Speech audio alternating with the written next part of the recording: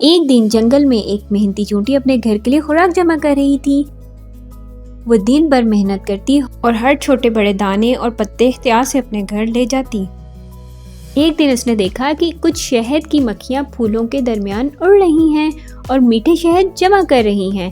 چونٹی نے دل ہی دل میں سوچا، اگر میں بھی مکھیوں کی طرح شہد جمع کر سکوں تو ہمارے پاس زیادہ خوراک ہوگی اور سردیوں میں کوئی کمی نہیں ہوگی۔ چونٹی نے ہمت کی اور پھولوں کی طرف بڑھ گئی، لیکن چونکہ وہ بہت چھوٹی تھی، پھولوں تک پہنچنا آسان نہیں تھا۔ شہد کی مکھیاں اسے دیکھ کر بولی، چھوٹے دوست، ہم تمہیں سکھا سکتے ہیں کہ کیسے شہد جمع کرنا ہے۔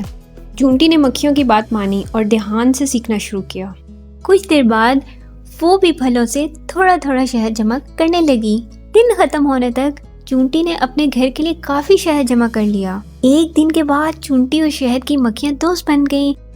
سب نے سیکھا محنت، کوشش اور دوسروں سے سیکھنے کی طاقت ہمیشہ کامیابی دیتی ہے، اور یہ کہ دوستی اور تعاون سے کوئی بھی کام آسان اور خوشگوار بن سکتا ہے۔